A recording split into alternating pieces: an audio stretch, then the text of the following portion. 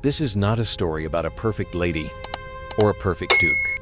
It is a story about the wound that changed them both.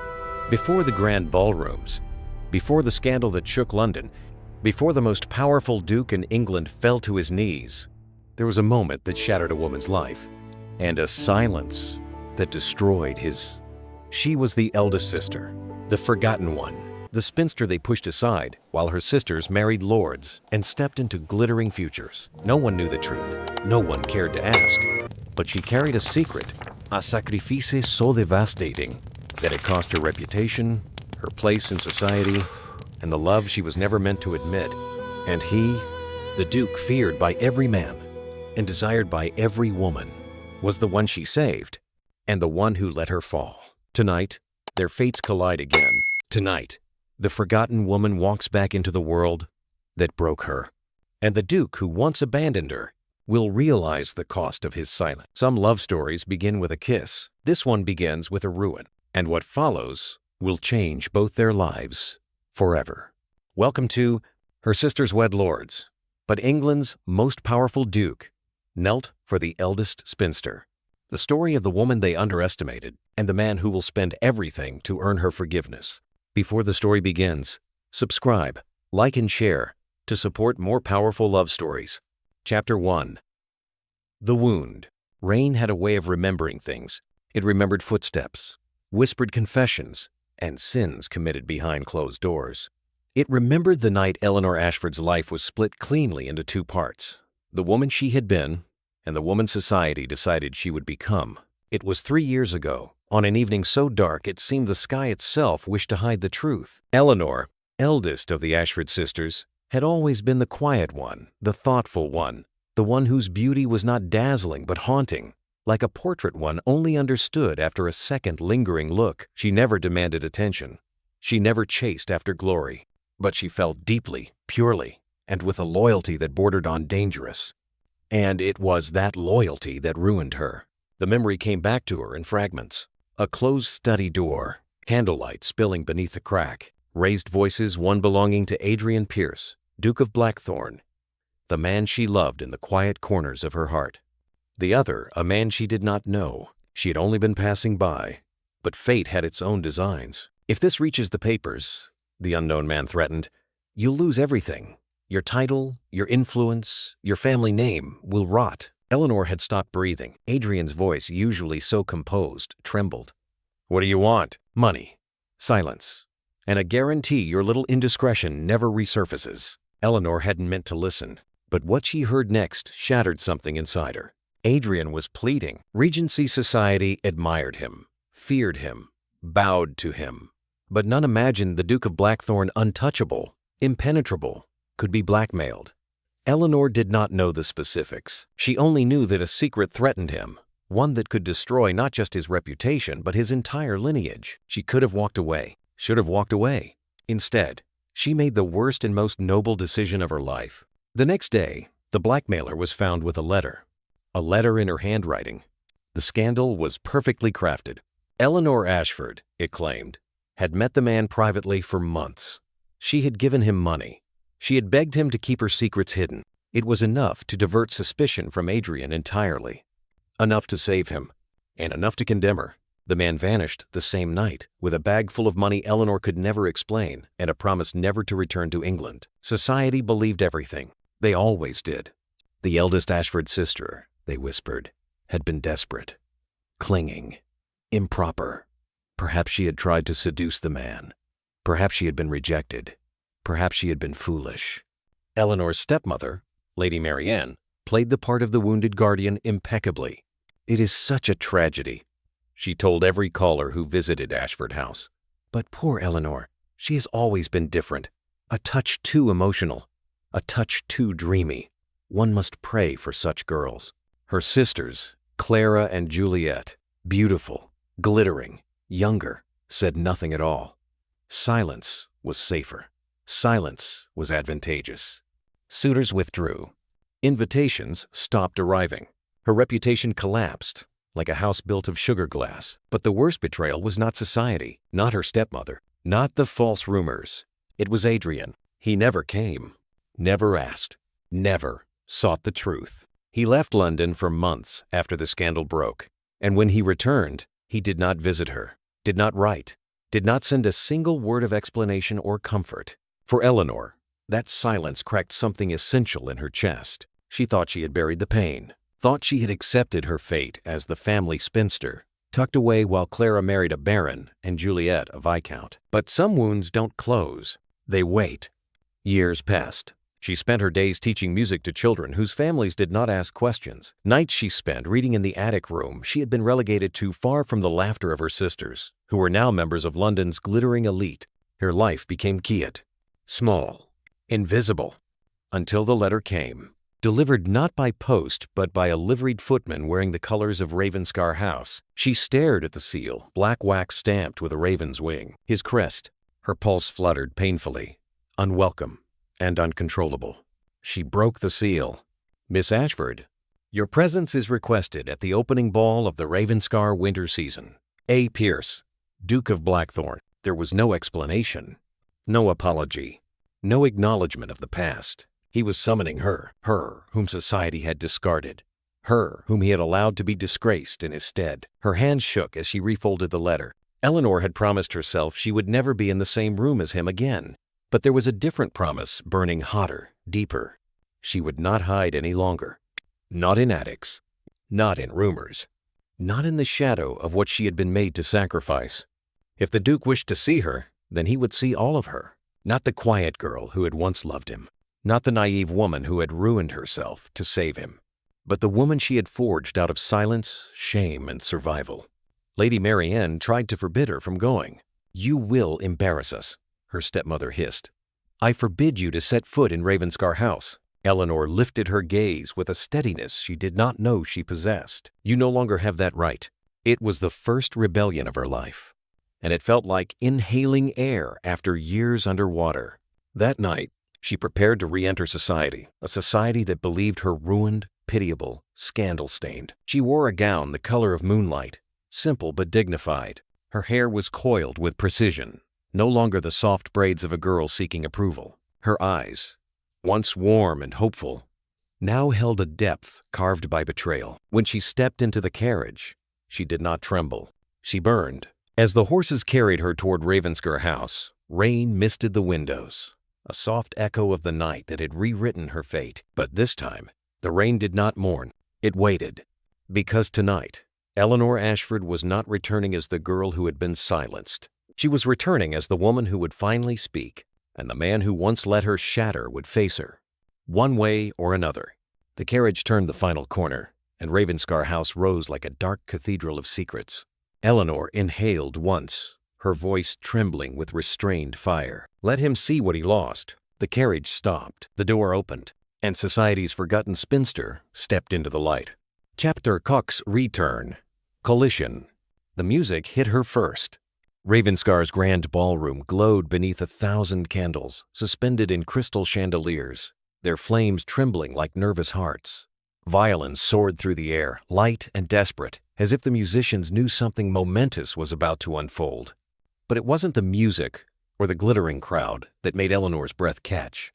It was the moment every head turned, every whisper stilled, every gaze fixed on her. A woman who was not meant to return. A woman who, by all accounts, should have faded quietly into spinsterhood. But here she stood, Eleanor Ashford, the eldest, the overlooked, the disgrace, the one whose sisters had wed into nobility while she was left behind. She felt the shock ripple through the ballroom like a physical force. She dares. After everything? How brazen. Does the Duke know she's come? He invited her. No, he couldn't have, but he had. And the knowledge made her spine straighten. At the top of the marble staircase, she paused. A duchess would have swept down dramatically. A debutante would have fluttered and smiled. But Eleanor descended with steady steps, each one measured, dignified, claiming space that had once been violently taken from her. She reached the last step and froze. He was there, Adrian Pierce, Duke of Blackthorn, standing at the base of the stairs like a man carved out of winter and regret. His presence was a weapon in its own right, broad shoulders and a coat of midnight black jaw, set with a tension that betrayed years of internal storms, and eyes, God help her, Those eyes, storm gray, unshielded, and fixed entirely on her. The crowd sensed the shift, the electric pull between them. Silence spread. Even the violins faltered. Adrian moved first. One step, then another, and another. Not with his usual commanding stride, but something slower, heavier, like a man approaching a ghost he had no right to touch. When he reached her, he bowed. Not deeply, not theatrically, but enough. Enough for every person in that ballroom to see that the Duke of Blackthorn, the most powerful man in England, was acknowledging the spinster they believed beneath him. "Miss Ashford," he murmured. It was the first time he'd spoken her name in 3 years. Every emotion she had buried threatened to surge to the surface. Pain, longing, fury, the memory of nights she had cried alone. But she swallowed it with the grace of a woman who had learned to armor her heart. "Your Grace." His jaw tightened. "You received my invitation." "I did." She lifted her chin. "I was surprised." A muscle in his throat flickered. "I hoped you would come." Her voice remained even. Cold. Even. "I'm certain you hope many things, Your Grace." A quiet gasp rippled through the nearest guests. Adrian did not flinch. He deserved the blow. He accepted it. He stepped closer, not touching her, but near enough that she felt the weight of his presence fill the space between them. "You look—" He stopped, began again. "You look different." "People change," she replied softly. "Especially when they must." The implication landed like a struck chord. Adrian exhaled slowly. May I speak with you privately?" Every ear in the ballroom stretched toward them. "No," Eleanor said. A whisper sliced through the crowd like silk. She did not elaborate. She did not soften. She did not offer even the smallest courtesy. She simply refused a duke. It was deliciously scandalous. But Adrian astonishingly did not retreat. Instead, he angled himself to shield her from the worst of the staring eyes. "Then may I offer you a dance?" he asked, voice low, almost raw. She searched his face. 3 years ago, she would have melted. 3 years ago, she would have followed him anywhere. But that girl was gone. Eleanor shook her head. "No, Your Grace, not tonight." He inhaled sharply, as though her rejection had struck something tender in him. "Miss Ashford, please, do not plead," she whispered. "It does not suit you." The tension snapped. A few ladies gasped outright. A gentleman choked on his champagne. Adrian's eyes darkened. Not with anger, but with something else. Something dangerous. Something wounded. Before he could speak again, a familiar voice broke through the charged silence. "Miss Ashford?" Eleanor turned. Lord Sebastian Whitcomb stood a few feet away, bowing with impeccable grace. Tall, golden-haired, and sharply intelligent, he was known across London as the scholar-turned-nobleman who valued conversation over scandal. He had not been in London during her downfall. He did not know her history, and that ironically made his presence a mercy. "Lord Whitcomb," Eleanor greeted, offering a polite smile. "I do hope I'm not intruding," he said, though his eyes flicked curiously between her and the Duke. "Not at all," she replied. Adrian's jaw hardened. "May I have the honor of a dance?" Lord Whitcomb asked, his tone warm, inviting, utterly unrushed. Eleanor hesitated. The Duke watched her with fire in his eyes. Lord Whitcomb waited with patience and respect. She chose the latter. "I would be delighted, my lord." Adrian's breath left him quiet but unmistakable. Lord Whitcomb extended his arm. Eleanor took it. The crowd parted as they walked onto the ballroom floor, and behind them, Adrian Pierce stood motionless, a statue carved from regret. The dance began. Lord Whitcomb moved with practiced ease, but more importantly, with genuine attentiveness. He looked at Eleanor as if seeing her, not the tarnished stories surrounding her name. "You are new to Ravenscar," she said. "Indeed," he replied. "I returned from Italy only a fortnight ago. Imagine my surprise when I step into a ballroom and see a woman with the posture of a queen and the eyes of a poet." She blinked. "No flattery necessary, my lord." "That wasn't flattery," he said gently. "It was observation." A warmth bloomed in her chest, foreign, unexpected. Then she felt it. A stare, burning, relentless, fixed upon her. Across the ballroom, Adrian watched them, not discreetly, not politely, but with attention coiled so tightly that several guests began whispering. "Is the Duke jealous? Impossible. Look at him. He's practically brooding. He's glaring at Whitcomb like he might devour him whole." The knowledge, unsettled her. She turned her attention back to her partner, who smiled knowingly. "You seem distracted, Miss Ashford." "No," she lied. "I am quite at ease." He arched a brow. "Then your gaze drifting to the Duke every 10 seconds must be a coincidence." Heat rushed to her cheeks. Lord Whitcomb chuckled softly. "Fear not. Half the women in this room stare at him every 10 seconds. You're in excellent company." Eleanor exhaled, a reluctant laugh slipping free. She had forgotten what it felt like to laugh in a ballroom. When the dance ended, applause rose politely. Lord Whitcomb bowed. "Thank you, Miss Ashford. If the Duke permits it without murdering me in a dark corridor, I hope for another dance later." Her lips curved. "You flatter yourself, my lord."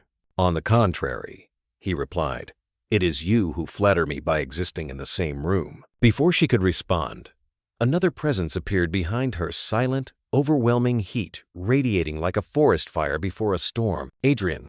His voice came low, controlled, threaded with something that sent a shiver down her spine. "Miss Ashford." She did not turn. "Your Grace, walk with me."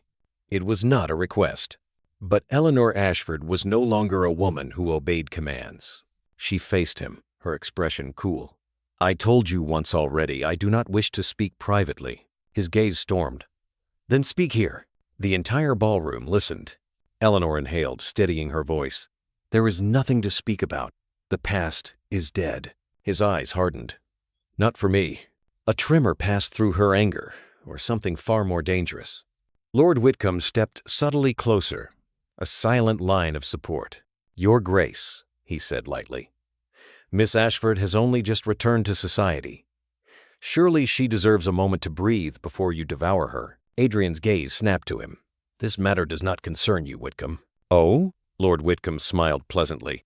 "I was under the impression that Miss Ashford's comfort concerned everyone in polite society." Eleanor watched the two men, tension spiraling between them like sharpened steel. She realized something sharply, terrifyingly clear. She was no longer invisible.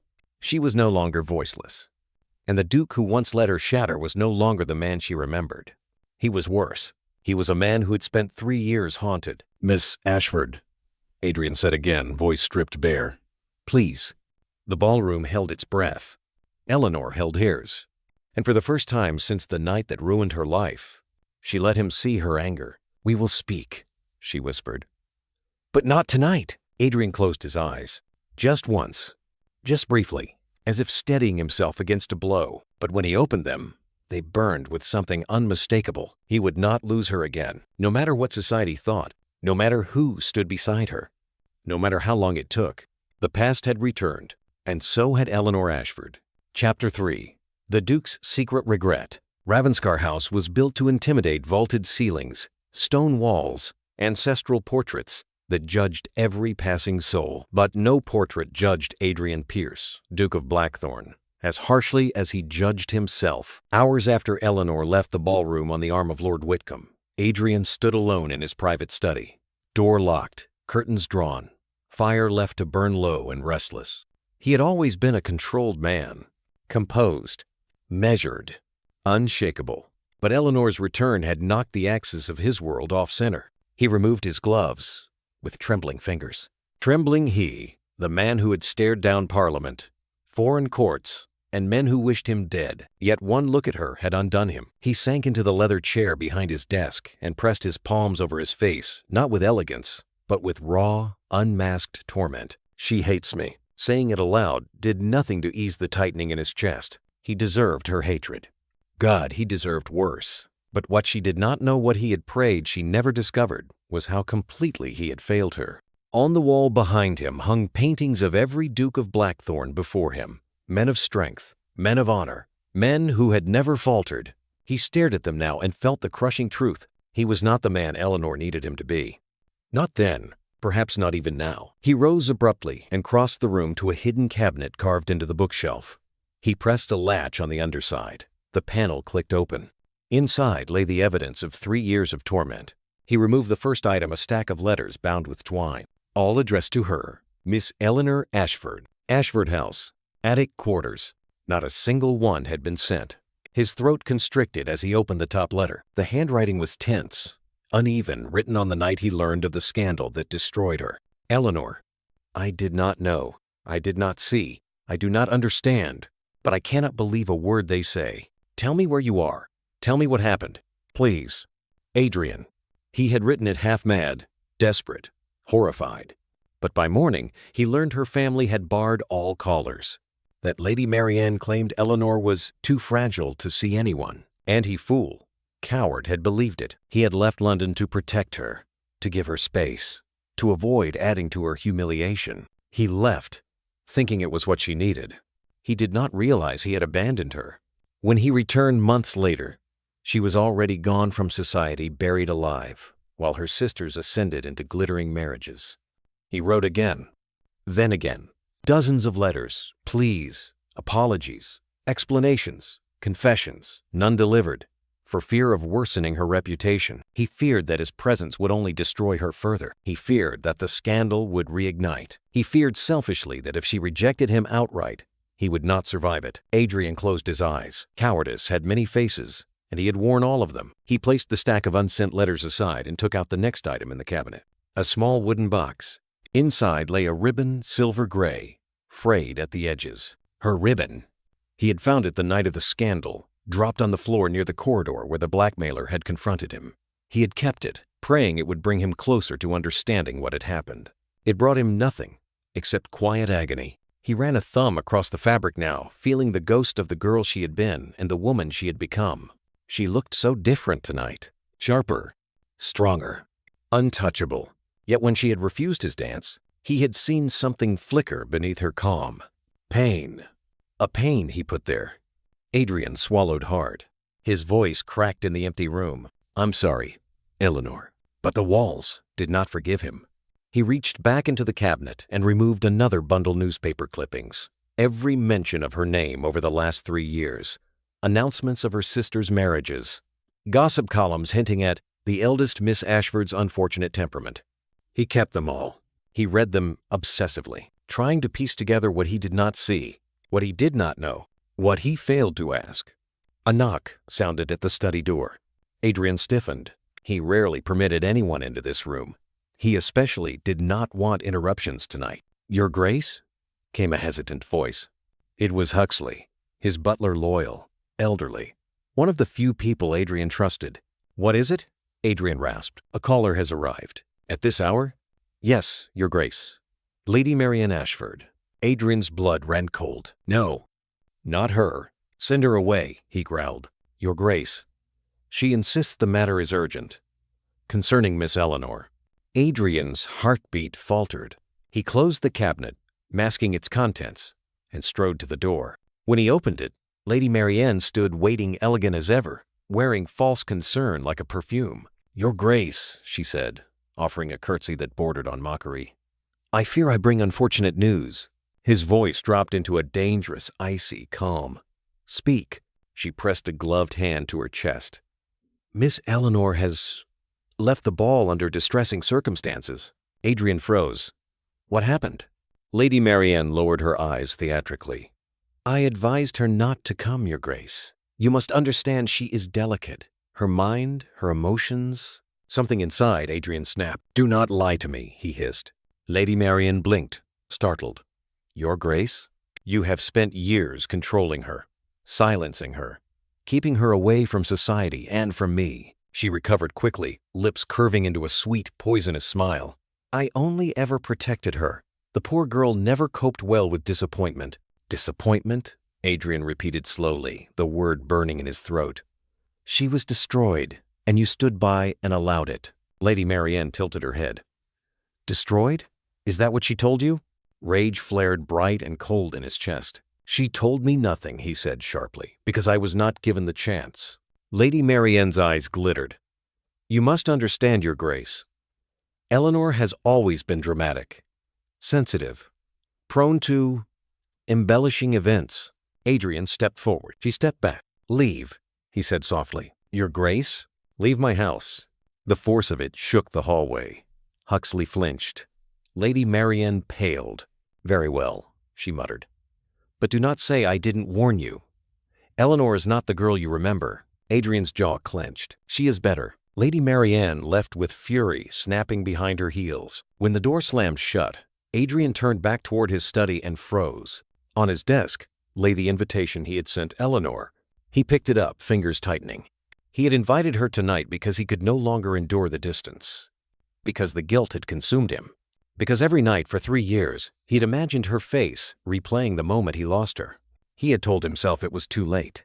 But seeing her again, it was not too late. Not yet. He would fight for her. He would beg if he had to. He would burn the world down to earn her forgiveness. Adrian returned to the hidden cabinet for one last item. A journal, leather-bound, pages worn at the edges. He opened it to the entry written 12 nights after Eleanor's scandal broke on a night he had been too drunk, too furious at himself to write coherently. The ink was smudged, desperate. I should have gone to her. I should have broken down the damn doors. I should have fought for her reputation before it was ruined. Instead, I left. Like a coward. I deserve her hatred. But God, I cannot bear it. If she ever returns to society, I will not fail her again. His chest constricted violently. She had returned, and he had already begun to fail her again. Allowing Whitcomb to claim her first dance, allowing her to leave the ballroom without stopping her, allowing 3 years' worth of suffering to go unspoken. No more. He snapped the journal shut. The Duke of Blackthorn was feared across England for a reason, and Eleanor Ashford was the only person he had ever feared losing. He would not make that mistake again. He strode to the door. Huxley, he commanded, have my carriage ready at dawn. Yes, Your Grace. And inform my staff tomorrow. I call upon Miss Ashford. Huxley hesitated. Your Grace, shall I prepare roses? Adrian's voice softened with a pain that felt centuries old. No, she deserves more than flowers. He paused. She deserves the truth. As he returned to the study, the fire crackled behind him, casting his shadow long and fractured across the floor. A broken man, a determined man, a man who had lived 3 years without the woman he loved, and would not survive a fourth. Chapter 4. Rising Tension. Morning arrived, gray and heavy over London, as though the sky itself braced for the storm of emotion about to break over the city. Eleanor Ashford sat in the small garden behind Ashford House, her sanctuary, her only refuge in a world that had never offered her the courtesy of safety. Dew clung to the roses. Fog lay low along the grass. A chill crept along the stone bench beneath her. Yet she felt oddly alive. Last night had torn open a wound she thought long healed. Seeing him again. Hearing him say her name. Watching jealousy ignite in his eyes when she danced with Lord Whitcomb. It was too much. Far too much. She tried to steady her breathing. She had come home just before dawn, the carriage wheels rattling like bones on cobblestones. She had slept only a few hours, waking repeatedly from dreams she could not fully remember, but that left her heart racing. And now she sat in the quiet, waiting for she didn't know what. Miss Ashford? She startled at the voice. Lord Sebastian Whitcomb approached from the garden gate, coat draped over his arm, his expression warm but curious. Lord Whitcomb, she said, rising quickly. This is unexpected, he smiled. You left abruptly last night. I wish to ensure you were well. Her lips parted. No one had ever made the effort simply to check on her. I am quite well, she said, composing herself. But thank you. He stepped closer, hands clasped behind his back in that scholarly, thoughtful way of his. I confess something, Miss Ashford, he said. I find you rather extraordinary. Her breath hitched. You entered that ballroom as if you'd stepped out of a poem, he continued, eyes sweeping her face with genuine admiration. No dramatics, no desperation, simply dignity and fire. She blinked, trying to remain steady. You see more than others do, my lord. He tilted his head. I suspect others see much more than they admit. They simply lack the courage. No, she said quietly. Most do not see at all. Their eyes held for a moment too long until the back door of the house slammed open. Lady Marian, her voice sliced through the morning air. Lord Whitcomb! What an unexpected pleasure! Eleanor's stomach tightened. Lord Whitcomb bowed politely. Lady Marian. And what might bring a respected gentleman to our home so early in the day? She asked, stepping forward with a smile that did not reach her eyes. I came to inquire after Miss Ashford, he replied simply. Her departure last night worried me. Lady Marian's gaze flashed with annoyance before smoothing over. How thoughtful, my lord. Eleanor is rather delicate. Eleanor stiffened.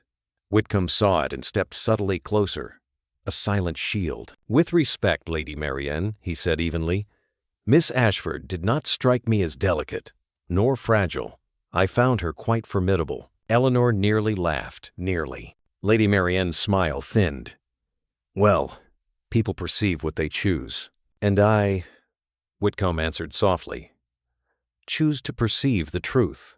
The tension thickened like fog. Before Lady Marianne could retort, footsteps sounded from the front of the house. Heavy footsteps, purposeful, a presence that filled space before he even appeared. Eleanor felt him before she saw him. Adrian, Duke of Blackthorn. He rounded the corner of the house, his coat dark against the pale morning light, hair slightly disheveled as though he had run a hand through it one too many times. His eyes were fixed on her, not on Lady Marianne, not on Lord Whitcomb, but solely on her. Eleanor's breath caught. He stopped only a few feet away. "Miss Ashford," he said, voice low and hoarse. "My Lord Duke," she replied, forcing her spine straight. Lady Marianne simpered. "Your Grace, how unusual to see you here." He ignored her completely. "Miss Ashford, may I speak with you?" Lord Whitcomb stepped subtly forward. "She is currently engaged in conversation." Adrian's head turned slowly to Whitcomb. The air froze. "I will only take a moment," Adrian said. "That depends on Miss Ashford." Whitcomb countered gently. Every muscle in Adrian's jaw clenched. Eleanor felt her heart pound painfully. She lifted her chin. "I can spare a moment." Adrian exhaled in relief. Lord Whitcomb gave her a soft nod and stepped back, but not far. Not enough to be out of earshot. Not enough to grant the Duke privacy. The message was clear. You are not alone this time. You are not unprotected. Adrian noticed. His eyes flicked to Whitcomb with a tension so sharp it could cut marble. He turned back to her. "May we walk, Miss Ashford?" She hesitated. He seemed older today, not in age, but in ache.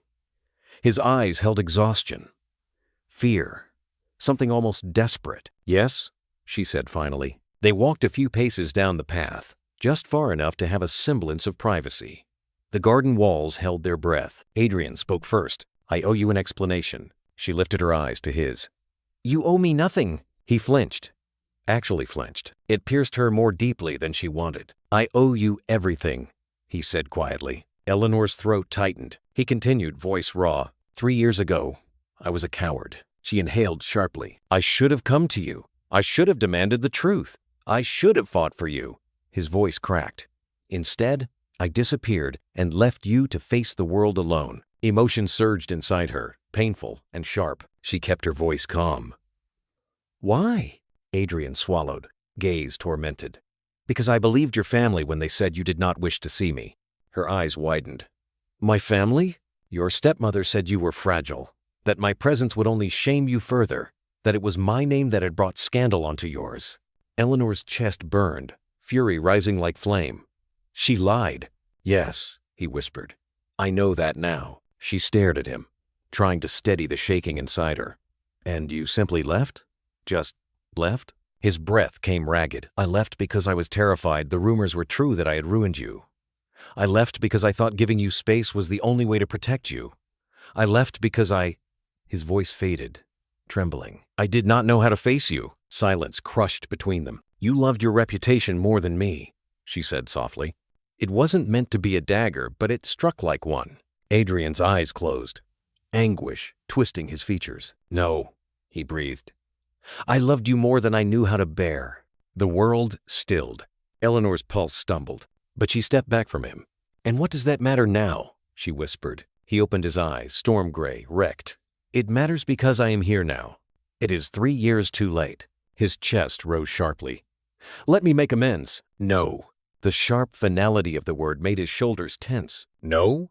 he echoed hollowly. "You cannot rewrite the past," she said. "And I will not be a woman who accepts crumbs of remorse." Adrian's breath fractured. He reached out instinctively, then stopped himself, fingers curling at his side. "That is not what I offer," he said in a low, shaking voice. "I offer everything, whatever it takes." A pang shot through her heart, but she forced herself to remain firm.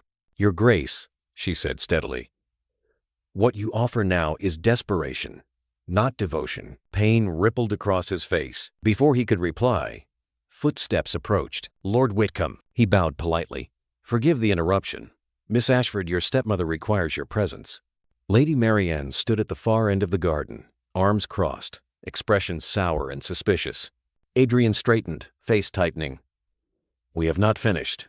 "No," Eleanor said quietly. "We have." His eyes burned, with regret, with longing, with fear. "Eleanor?" She stepped away before he could say more. Lord Whitcomb offered his arm. Eleanor accepted. As they walked toward the house, Whitcomb murmured softly, "Do you wish me to send him away?" Eleanor swallowed hard. "No. Do you wish me to stay near?" A long pause. "Yes," she whispered. Whitcomb nodded. Behind them, Adrian watched with a devastation so profound it rooted him to the path. He had lost her once through silence. He was losing her again through truth. And somewhere in the shadows of the garden, a new fear whispered through his chest. What if this time he wasn't the only man fighting for her? Chapter 5. Public Confrontation. London loved nothing more than an event dressed in virtue and stitched in malice. The Harrington Charity Musicale for War Widows was declared a noble cause, and so every notable family in town arrived wrapped in silks, jewels, and carefully curated compassion. Tickets had been scarce, gossip abundant, but the true spectacle of the evening was not the music. It was the woman society had once buried. "Miss Eleanor Ashford will be in attendance," someone murmured behind a fan. "I heard she insisted," another replied. "As if she still has a place among us. She danced with Lord Whitcomb at Ravenscar, did you hear?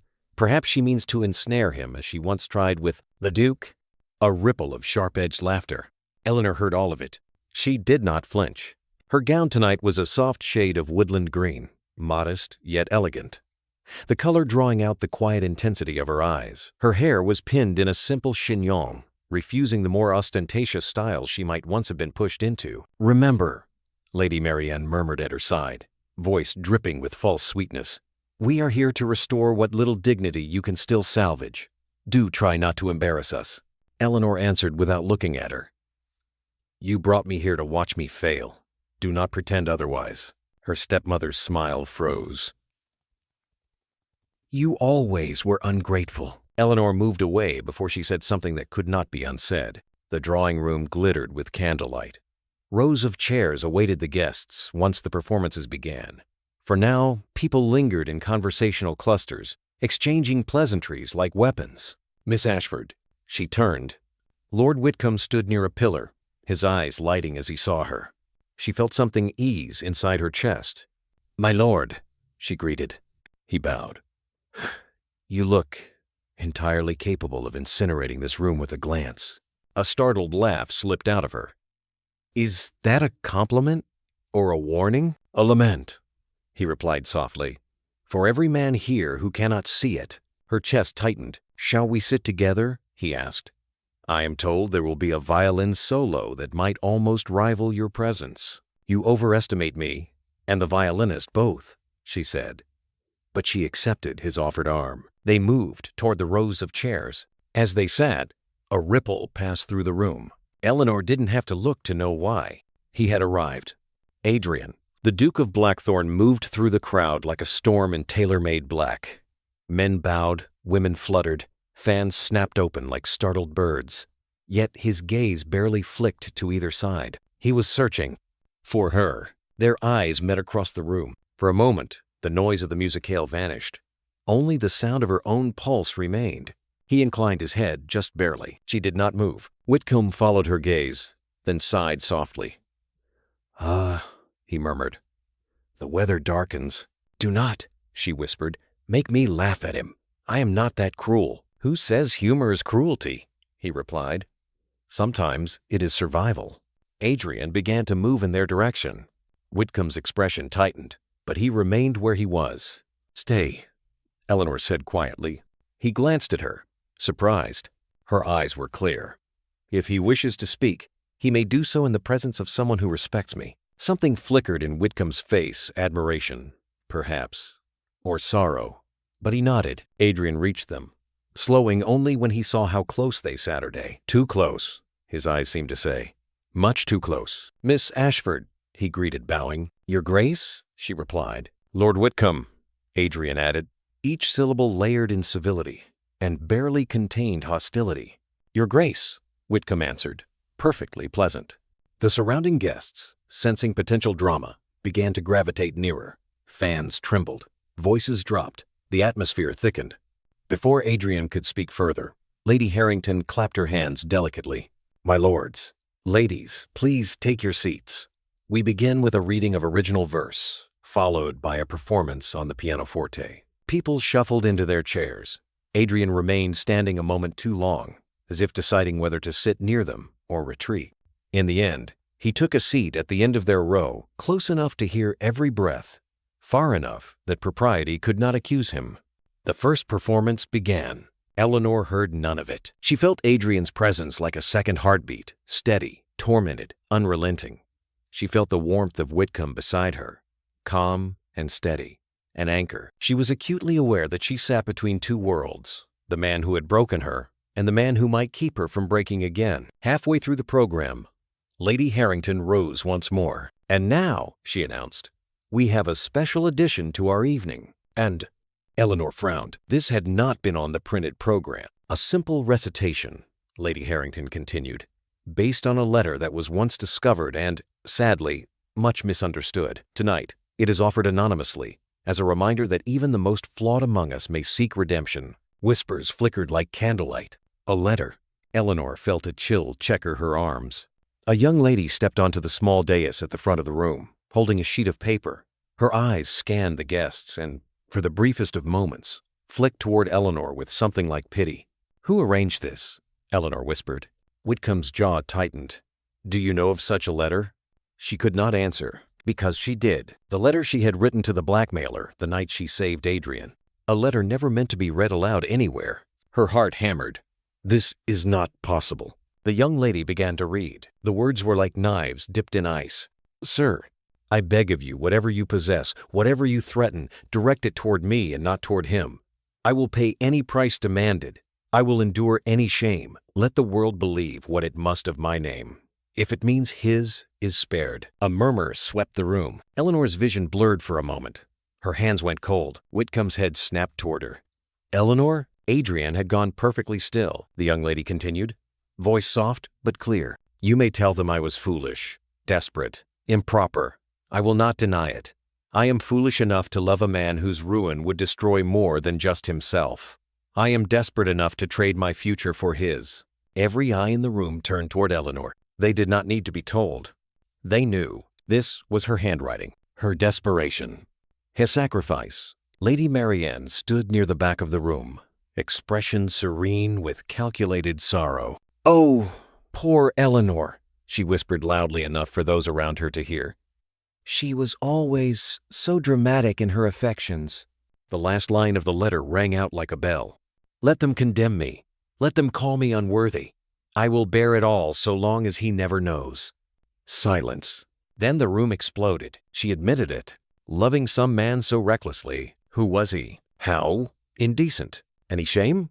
For a man? Eleanor stood on shaking legs. Her throat burned. Her secret, her deepest, most costly secret, had just been ripped open and thrown like raw meat to wolves. Who gave you that letter? Whitcomb demanded sharply, rising as well. The young reader looked stricken. I was simply handed it by Lady Harrington, my lord. She said it was an instructive piece. Eleanor's breath came shallow. She could feel the room pressing in, crushing, suffocating. Adrian rose. The movement alone silenced half the whispers. He stepped forward, rage barely leashed. This letter, he said, voice lethal soft, was private. Lady Harrington flushed. Your Grace, it was anonymous? It was not, he snapped. You knew exactly whose handwriting that was, and you knew what would happen to her. Gasps, movement, fear. Lady Harrington sank back, but it was not enough. The damage had already been done. A gentleman near the front scoffed. Well, it confirms what we always suspected. The eldest Miss Ashford was willing to compromise herself for— Finish that sentence, Adrian said quietly, turning toward him. And you will not finish another in London. His tone was not a threat. It was fact. The gentleman paled. The room stood on a knife's edge. Eleanor felt every eye on her, every whisper slicing her skin, every judgment echoing the old wound and cutting it anew. She lifted her chin. No, not again. She would not crumble this time. Enough, she said. Her voice was not loud, but it carried. The room stilled. She stepped forward, away from Whitcomb's protective shadow. away from the anchoring presence of Adrian's fury. If society demanded a spectacle, she would choose the terms. "Yes," she said, facing them all. "That was my letter." A collective hiss. "Miss Ashford," Adrian said hoarsely, "you do not need to—" "I do," she replied, without looking at him. She met the crowd's gaze, the lords and ladies, the duchesses and dowagers, the men who had allowed rumors to define her, and the women who had sharpened them. "I wrote those words," she continued. "Every one of them. I wrote them in fear, and in haste, and in love." Several fans snapped shut. "How shameful," a woman whispered. "How human," Eleanor corrected. Her heart hammered against her ribs, but her voice did not shake. There was a man whose ruin would have destroyed more than himself. His family, his tenants, his workers. His name carried responsibilities most of you will never understand. I chose to take the stain instead, to redirect the blade. "And for what, Miss Ashford?" a gentleman called. "For love?" She held his gaze. "Yes." The word hung in the air like a challenge. Lady Marianne stepped forward, feigning distress. "You see? She admits it. Eleanor always let her heart overcome reason. She embarrassed our family." "No," Eleanor said sharply. "You did." The room gasped. Lady Marianne's face blanched. "How dare you? You hid the truth. You weaponized my sacrifice. You let them believe the worst and whispered the rest in drawing rooms." "Eleanor," she hissed, "you are unwell. I have never seen more clearly." The sound in the room shifted, still hungry, but no longer unified. Doubt trembled in a few faces, unease in others. And then someone asked the question that seemed to freeze the very air. "Who was the man you ruined yourself for?" Silence swallowed the room. Eleanor's heartbeat thundered in her ears. Her eyes flicked despite herself to Adrian. He stood rigid, as though carved of stone and anguish. His throat moved once, hard like a man about to step into flame. "Enough," he said, voice low but commanding. "This is not—" "Adrian," she said quietly, stopping him. Everyone stared. She had never spoken his name aloud in public before. His first name, intimate, breaking every rule. His eyes locked on hers. And for one shattering, breathless heartbeat, everyone in that room knew. End of Chapter 5. Micro cliffhanger. The room now suspects the Duke, but the full truth has not yet been spoken. Chapter 6. Revelation of truth. For a moment, no one breathed. The drawing room full of aristocrats who fed on reputation, scandal, and carefully managed appearances was frozen. Every eye darted between Eleanor and the Duke of Blackthorn, between a woman they had condemned and a man they had worshipped. Eleanor felt the weight of 100 gazes, but she lifted her chin anyway. Adrian's face was pale under the candlelight, pale in a way she had never seen in him. Fear lived in his eyes. Real fear. "Miss Ashford," he tried, voice uneven. She cut him off softly. "Don't." Her voice didn't tremble. His resolve did. Lady Harrington, emboldened by the tension, clasped her hands dramatically. "Miss Ashford, if you insist on honesty, then tell us. Was the man in the letter a nobleman? A lord? Someone married?" Whispers clawed through the room. Adrian took a step forward, but Eleanor raised a hand to stop him. She didn't look at him. "Not yet.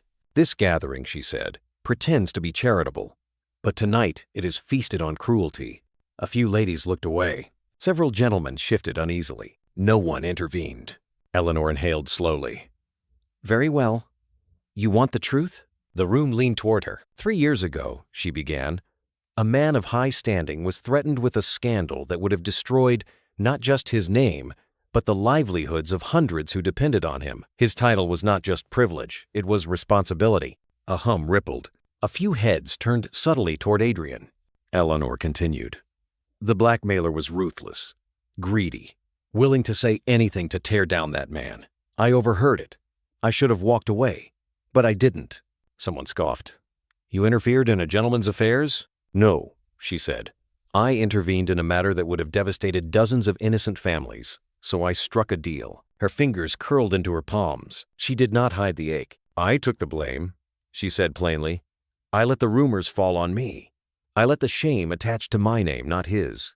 A wave of stunned silence rolled through the room. Adrian stood frozen, breath held, eyes locked on her as though he couldn't blink without losing her all over again. But Eleanor wasn't finished. "You all think I was reckless, desperate, improper." She swept her gaze across the room. You never asked why. Lady Harrington tried to regain control. Still, Miss Ashford, such a sacrifice suggests improper feelings. Love, Eleanor said. The words struck the air like lightning. Love, she repeated, voice stronger. Yes, I loved him. Enough to endure whatever society chose to throw at me. Enough to be destroyed in his place. Gasps. A flutter of fans. A stifled curse. Adrian's hands curled into fists at his sides. Miss Ashford, he said hoarsely. Please, but she did not yield. You want to know his name? She said to the room. You want to know who I ruined myself for? Every living soul leaned forward. Even the candles seemed to hold their flame still. Lady Marianne pressed a hand to her throat. Eleanor, do not. I will not reveal it, Eleanor said firmly. The room sagged with disappointment, frustrated, ravenous. But, she added, voice slicing through the tension, I will tell you this. He never asked me to do it. He never knew, and I intended for him never to know. A tremor passed through Adrian's chest. Her eyes, steady, wounded, unbreakable, finally met his. And I never expected anything in return. Adrian inhaled sharply, as though she had plunged a blade straight into him. You were not meant to suffer from me, he whispered. But I did, she replied softly. And you let me. His face contorted with pain. I didn't know. You didn't ask, she said, colder now. I was disgraced, and you vanished. His breath stuttered. I wrote to you, he said. Dozens of letters. She blinked. You what? I wrote until my hand shook. I came to your home. I begged your stepmother for a moment. Just one moment to speak to you. I was told you were unwilling to see me, that you wished for distance. Eleanor's stomach dropped. Lady Marian paled. The room buzzed with sharp, predatory curiosity. My stepmother, Eleanor said slowly, turning her gaze toward the woman who had controlled her life for years. You told him that? Lady Marian's lips trembled into a smile. Dearest, you were fragile then. I only wished to spare you. Liar, Adrian said. The word was quiet, deadly. Lady Marian's face hardened. Your Grace, you told me she was distraught beyond reason, that my presence would shame her further, that his voice cracked, that I was the cause of her ruin. Eleanor's blood turned to ice. Because if I blamed myself, Adrian continued, I would never question what you had done. I would leave, and she would be alone. Lady Marian swallowed, eyes darting. This is absurd. You isolated her, Adrian said, silenced her, and you hid every letter I sent, didn't you? Every guest in the room stared. Lady Marian opened and closed her mouth like a netted fish. I acted in her best interest. She was unbalanced, emotional. Stop, Eleanor said, voice trembling with fury. Lady Marian faltered. Eleanor stepped closer, every inch of her radiating a dignity that made even the chandelier above seem dimmer. You hid his letters, she whispered. You trapped me in shame I did not deserve. You let my sisters marry while I became the ghost in the attic, Lady Marian sputtered. You would have embarrassed them. Then you should have let me speak, Eleanor said coldly. You should have let me defend myself. But you feared the truth, because the truth would have threatened your control. Gasps. Lady Marianne's mask dissolved. You ungrateful. Enough, Adrian thundered. The walls shook. Several guests flinched. This woman, Adrian said, pointing to Eleanor, not touching her, not daring to, is more honorable than anyone in this room. She sacrificed everything to protect a man unworthy of her. His voice dropped, cracking. I was that man. The room erupted. Lady Harrington dropped her fan. Someone whispered, The Duke? The Duke? Eleanor's knees weakened, but she did not fall. Adrian stepped toward her, eyes shining not with pride, but with torment. I was the one being blackmailed, he said. The one she protected. The fool who came too late. The coward who let lies stand because I feared making things worse. His breathing shook. I failed you. Her chest ached, but she swallowed the emotion threatening to break through. Adrian's eyes softened with something unbearably raw. You loved me enough to sacrifice your future, he said, voice gentle and devastated. And I loved you enough to fear I'd destroy you. Her heart twisted. For 3 years, he whispered. I have lived with the weight of what I didn't do. What I didn't say. What I didn't fight for. The room fell utterly silent. "I'm sorry," he said, voice cracking through the quiet. "Not as a duke. Not as a man expected to wield influence. I am sorry as someone who cannot look at the last 3 years without wanting to tear them apart with his bare hands." Her breath trembled. "Adrian," she began, voice small, but he shook his head. "Do not forgive me," he said. "Not yet. I have not earned it." A murmur swept the crowd. Eleanor felt tears sting her eyes hot. Unwanted. Unguarded. The Duke of Blackthorn, England's most feared aristocrat, stood in front of society and exposed himself as a man of regret, not power. "You saved me," he said. "Now I will spend however long it takes to save you." Her throat tightened so painfully she could barely breathe. But before she could speak, a voice cut through the room. Cool. Steady. Dangerous. "Lord Whitcomb."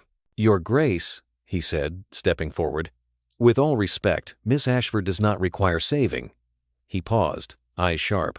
"She requires being chosen." Every whisper turned to ash. Whitcomb held Eleanor's gaze warm, protective, unwavering. "I stand with her," he said softly. "Not because she sacrificed for you, but because she deserves someone who sees her worth without needing her to bleed for it." A shockwave rippled through the guests. Adrian's jaw clenched. The rivalry sharpened to a blade's edge. And Eleanor, she stood between them, between the man who shattered her and the man offering to piece her life back together. Chapter 7. The Rival's Offer. The musicale disintegrated into chaos. Lady Harrington tried to reclaim order with fluttering hands and tremulous instructions about refreshments, but the room had already divided into clusters of murmuring scandal hunters, uneasy sympathizers, and those too stunned to do anything but stare. At the center of it all stood Eleanor, the eldest Ashford sister, the spinster who had ruined herself for love, the woman who had just shattered the illusion of the untouchable Duke. Her chest rose and fell too quickly. Her fingers felt numb. The air seemed too thin. "Miss Ashford." Lord Whitcomb's voice found her through the din. He stepped to her side, not in front of her, not shielding, not claiming simply with her. His presence was like a steady hand on an uneven floor. "Come," he murmured. "You don't have to stay here and let them pick apart your courage like vultures." She swallowed. "If I leave now, they'll say I fled. If you stay," he replied gently, "they will devour you." Her gaze flicked around the room, watchful eyes, sharp tongues, hungry curiosity. She could feel their judgment crawling across her skin. And then there was him, Adrian. He stood a few paces away, surrounded by no one, yet more exposed than she had ever seen him. His face was raw, stripped of the cool composure he wore, like armor. His gaze did not waver from her. 3 years of regret lived in that look. 3 years of unspoken words. 3 years of what-ifs. She felt herself drowning in it. Whitcomb followed her gaze briefly, then looked back at her, his expression softening. "Miss Ashford," he said, lowering his voice so only she could hear. "You do not owe this room a single breath more." "But I owe myself something," she whispered. "What is that?" Her voice came out fragile and fierce all at once. "The right to leave on my own terms." He nodded once. "Then allow me to escort you on yours." That made her chest ache. She drew a breath. "Yes. Thank you, my lord." They moved toward the side doors, away from the center of scandal. The crowd parted instinctively, whispers chasing them like restless ghosts. Brazen. Tragic. Foolish. Brave. The last word came from somewhere unexpected. Eleanor did not turn to see who had said it. She stepped out into the corridor, the air cooler, thinner, less saturated with other people's opinions. The door clicked shut behind them, soft as a sigh. Whitcomb exhaled. "Better?" "A little," she admitted. He offered his arm again. "There should be a smaller withdrawing room at the end of this passage. We can find somewhere quiet, if you wish it." She hesitated. Quiet. She barely remembered what that felt like, not the silence of exile, but the quiet chosen for oneself. "Yes," she said at last. "I would like that." The withdrawing room was nearly empty, save for a fireplace, a sofa, a few chairs, and a window overlooking Harrington's gardens. Candles flickered softly, and the muffled echo of the musicale filtered in only faintly. Whitcomb closed the door behind them and stood at a respectful distance. "You may sit, Miss Ashford. I'll remain near the door in case anyone decides to be bold." She almost smiled. "Do you think they will?" "Oh," he replied dryly. I count at least 3 dowagers who would storm this room under the pretense of fainting from indignation if it meant learning one more detail about your past. She sank into an armchair, the skirt of her gown spilling like forest moss around her. Then perhaps lock it. He did. The soft click of the lock sounded strangely revolutionary. She rested her hands in her lap, staring at the faint ember glow in the fireplace. The weight of what had happened pressed down upon her. I exposed him, she said quietly, in front of everyone. Whitcomb studied her carefully. You exposed the truth. It will destroy him, she whispered. Will it? He asked. Or will it simply make him human? Her throat tightened. She had spent years carrying the burden of his secret, a secret she had willingly borne. To speak it aloud felt like tearing open both of them. And you, he added gently. You did not utter his title. You did not name him. You showed them who you were and what you endured. The rest, they chose to see. Eleanor looked up at him. You speak as if you are not horrified by me. He tilted his head. Are you horrified by yourself? She paused. No, she said slowly with dawning clarity. For the first time, no. Then why should I be? He replied simply. Her breath caught. You think me a fool, she pressed, needing to hear it. To sacrifice so much for one man, one title, one moment of love. I think, Whitcomb said, stepping closer, you loved with more courage than he did. That is not foolishness. That is power. A silence stretched between them, thick with understanding, with something too fragile to name. He took another step, but still kept enough distance to let her refuse him without embarrassment. Miss Ashford, he began, tone changing, deepening. I would like to make you an offer. Her heart stuttered. An offer? She repeated. Whitcomb nodded. Not of rescue, not of charity, of partnership. She stared. I don't understand. He drew a breath, as if steadying himself. I returned from Italy for many reasons. One of them was a proposal put to me by a group of scholars and reformers, gentlemen disenchanted with the way society disposes of women it finds inconvenient. Her pulse quickened. We wish to establish, he continued, a series of academies, places where women may learn languages, business, philosophy, the arts not as ornaments, but as instruments of their own independence. We intend to begin here, in London. Eleanor felt the words like sunlight breaking through clouds. You wish to teach women? She asked, voice soft. I wish to remove the shackles from their minds at the very least, he said. We have the funds. We have the buildings. We have the curriculum. What we do not have, he held her gaze, eyes warm, is a woman with the strength and empathy to shape its heart. Emotion surged in her chest. You think that woman is me? She whispered. After what they say I am? After what they saw you do tonight, Whitcomb said. I am more certain than ever. Tears pricked the backs of her eyes. I have spent 3 years listening to people define me as weak, she murmured. Desperate. Ruined.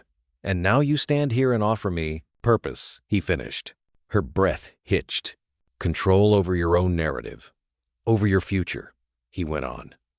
A role that makes use of your mind, your heart, your fire.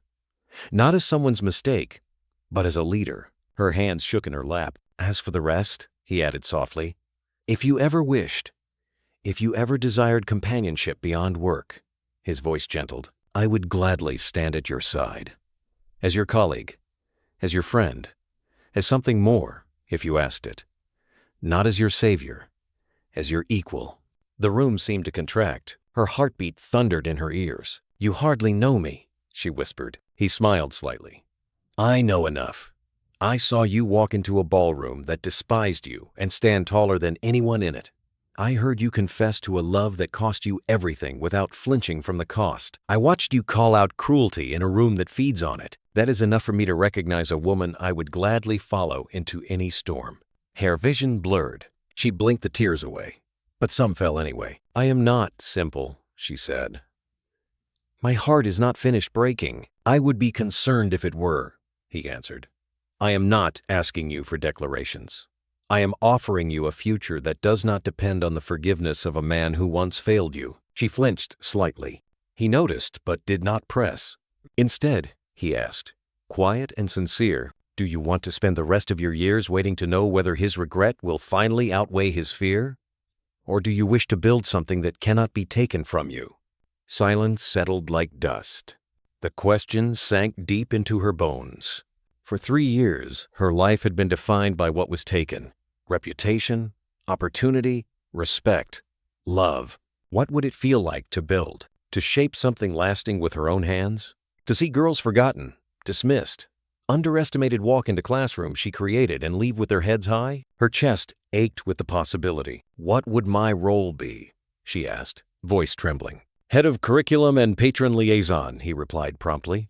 You understand both the cruelty and the potential of our world. You speak its language even when it turns against you. That makes you uniquely qualified. And my name? She asked. Would not my history taint your academy? His eyes softened. Or make it famous? She stared. The academy would stand as a rebuke to the very society that tried to bury you, he said. They will come to see you out of morbid curiosity. They will stay because they cannot deny your brilliance. A fragile smile tugged at her mouth. You paint me as some legendary figure, Lord Whitcomb. I paint you as you are, he answered. Her heart twisted painfully. And if I said yes, she murmured, what would it mean for us? His expression gentled. It would mean that whatever grows between us, if anything does, will be rooted not in pity or desperation, but in shared work, mutual respect, choice. She swallowed. Choice, she repeated. He nodded. You have been denied it long enough. A tear finally escaped down her cheek. He did not step closer to wipe it away. He simply let it fall, giving her the dignity of her own emotions. Think on it, he said softly. I do not need your answer tonight, but I needed you to know that your life does not begin and end with his remorse. Her pulse stuttered. Eleanor, the sound of her name spoken from a different mouth, in a different tone, sent a shock through her. Another voice, rough, shaken, familiar. Whitcomb's jaw tightened. He turned as the door latch rattled. The lock held for a moment. Then came a sharper movement. A key. Of course. Harrington's staff. The door opened. Adrian filled the threshold, his expression a storm held barely at bay. His gaze moved from the locked door to Whitcomb standing near it, to Eleanor sitting in the chair, eyes shining with unshed tears. His voice dropped, low and dangerous. Am I interrupting, he asked, or arriving just in time? Eleanor's heart clenched between the man who offered her a future and the man who held her past in his hands. Chapter 8. Heroes Humbling. For a long moment, no one spoke. The withdrawing room, so small compared to the roaring chaos of the musicale, felt suddenly too full. One woman, two men, and a tangle of history so tight it stole the air. Adrian's gaze swept the room once. The locked door, Whitcomb beside it, Eleanor, seated, eyes bright with unshed tears and something fierce beneath them. His jaw tightened. You locked the door. Whitcomb didn't flinch. Miss Ashford needed quiet. And you? Adrian said evenly. Needed her alone? Whitcomb's eyes cooled. I needed her heard. Eleanor rose before the air could sharpen further between them. That is enough, she said quietly. Boatman still? She looked to Adrian first. You should not be here, Your Grace. Then throw me out, he replied. I will go, if you say the word. But not before I say what must be said. His voice shook not with anger, but with terror. The Duke of Blackthorn was afraid. Afraid of her choice. Afraid of her silence. Afraid of a door closing he would never pry open again. Whitcomb exhaled. Eleanor, if you wish privacy, I can leave. No, Adrian said sharply. Yes, Eleanor replied, steel in her tone. You do not decide who stays. Not anymore. Adrian fell silent. Whitcomb inclined his head. I will stay only if Miss Ashford wishes it. She drew a slow breath. Let society call this scandalous. Let them gossip about her being shut in a room with two men. For the first time, the weight of their judgment did not feel heavier than herself. Stay, she told Whitcomb. Then to Adrian. If you have something to say, Your Grace, say it to both of us. To the world, if you wish.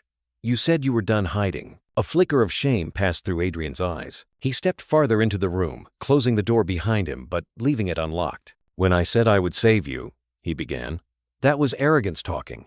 You do not need saving. You never did. Eleanor's throat tightened. What I will ask, he continued, is for the chance to rectify what I allowed to happen in my name. She lifted her chin. By telling them what? That I was your foolish... love-struck shield, and you are now terribly sorry? Pain flashed across his face. If you wish me to brand myself a coward before every member of our class, I will. Whitcomb watched him closely. Words are simple, Your Grace. What else? Adrian looked from one to the other, Whitcomb calm and steady, Eleanor fierce and worn thin by the night's brutality. He swallowed. Come back with me. Silence. To the drawing room, he clarified, voice rough. Let them say what they will, but let them hear it all. The blackmail, my failure, my debt to you.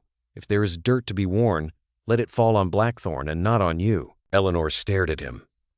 You would stand in front of them again? I will kneel, he said softly. The room froze around the single sentence. I stood above you when you needed me most, he added, voice fraying. Now I will kneel before you, if that is what it takes to show them who was truly honorable that night. Her breath shuddered. Whitcomb's hand tightened on the back of the chair nearest him, knuckles whitening, but he said nothing. You will ruin yourself, Eleanor whispered. Yes, Adrian said simply. If that is the price to lift the weight from your name, then it is one I should have paid 3 years ago. He took a step closer. No more negotiations behind doors. No more half-truths whispered in corridors for the sake of preserving my standing. I am tired of being a man my father would admire and you could not respect. Something in her chest shifted at that. Something long, crushed, too fragile to examine. And if they turn on you? She asked hoarsely. If your tenants suffer? Your people? I will weather it, he said, as they have weathered enough storms for me. I will not let my fear of their suffering be an excuse for your continued exile. I am capable of protecting both my estates and your reputation, if only I stopped hiding behind the first to justify neglecting the second. Whitcomb spoke then, voice slow. You would do all this knowing she may still walk away from you when it is over? Adrian looked straight at him. Yes, he answered. The word was raw, honest. I have spent years clinging to the hope that if I could just explain, she might forgive me, that her forgiveness would be the reward. He shook his head.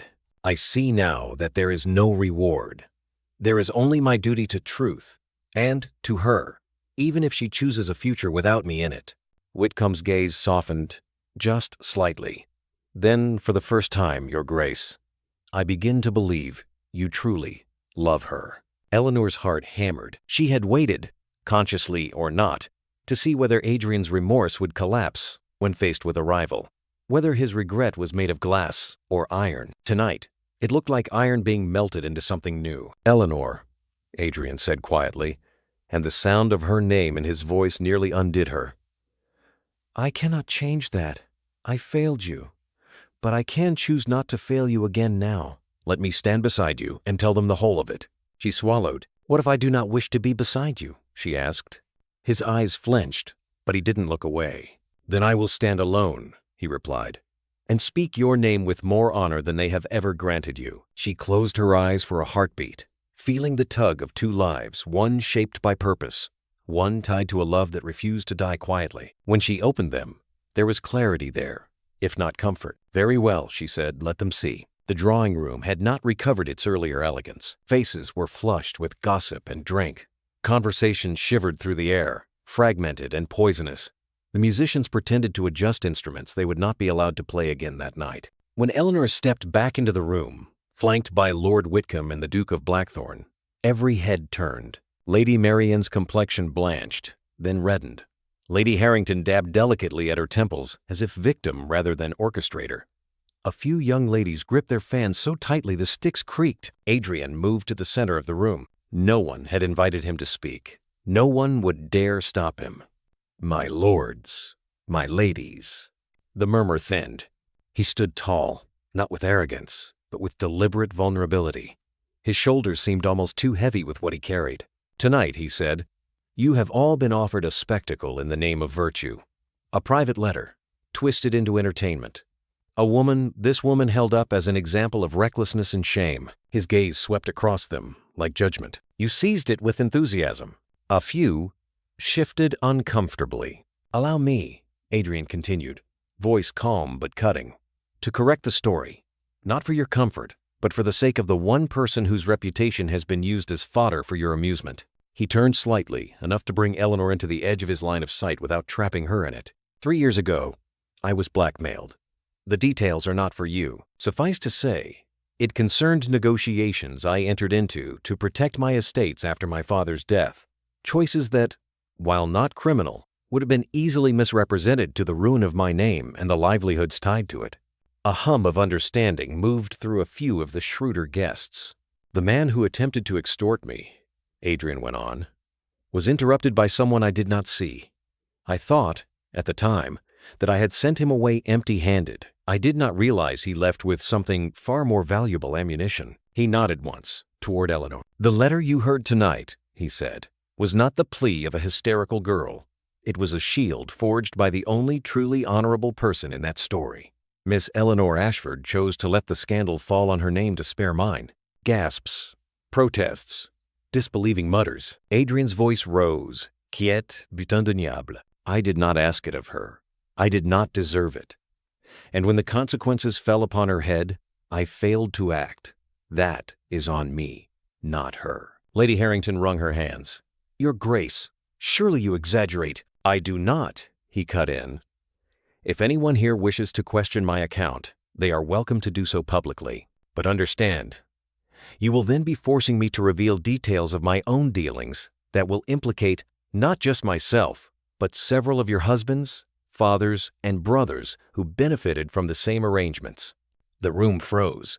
He smiled without humor. I see there are no takers. An undercurrent of fear joined the fading cruelty. He turned fully toward Eleanor now. In every whispered version of this story, he said, you have cast Miss Ashford as desperate, unstable, foolish. Do any of you understand what it is to choose ruin for the sake of another's world?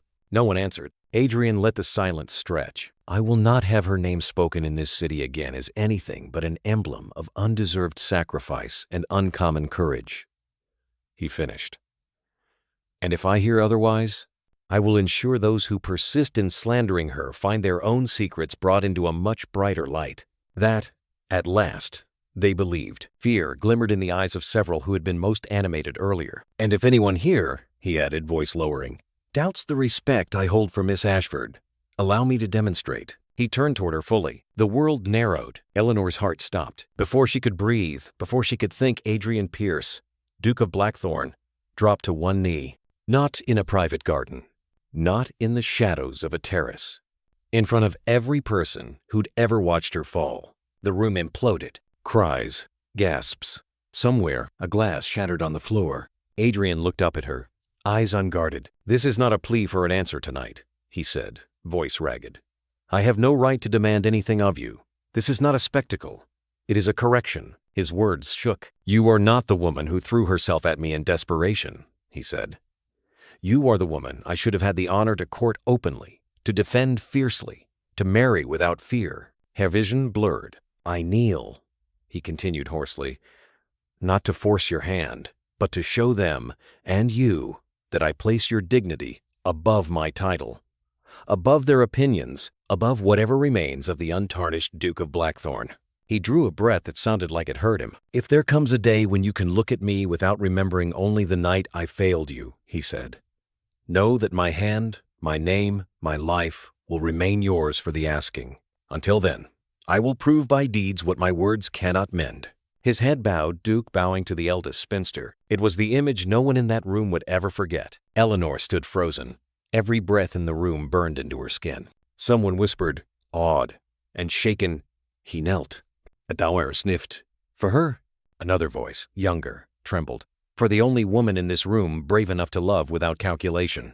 Eleanor swallowed past the ache in her throat. Stand, Adrian, she said softly. He looked up as if the sound of his name on her tongue was both agony and hope. Slowly, he rose. I will not answer you tonight, she said, her voice carrying more clearly than she expected. I have spent too many years acting from desperation. I will not make the most important choice of my life with the eyes of the world on my back. A murmur, half approval, half confusion.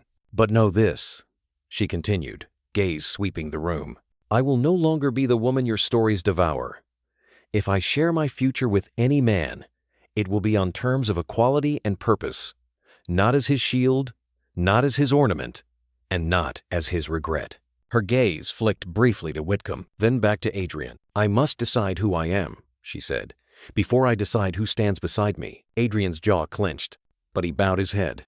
"As you should," he replied.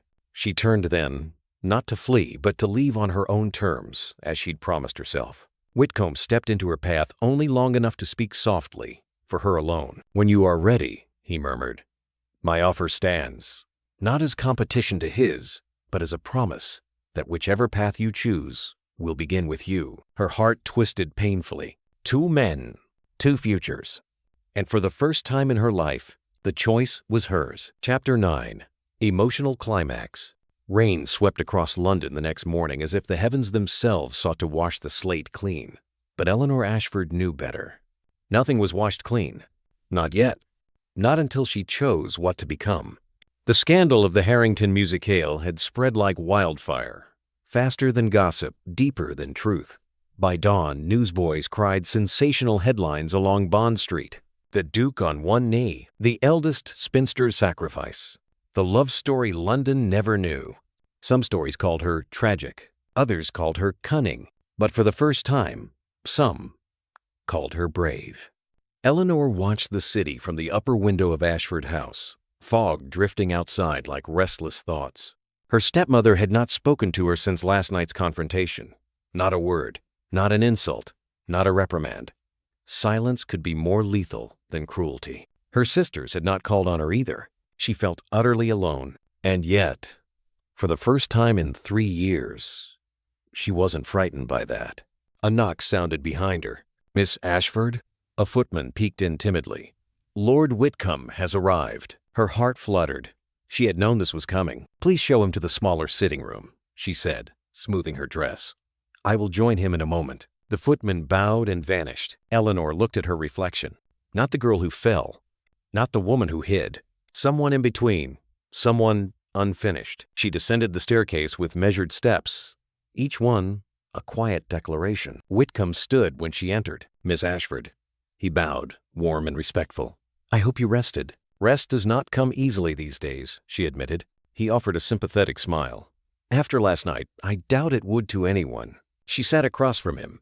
He watched her for a long moment, then said softly, "You have become the most spoken of woman in London." She exhaled.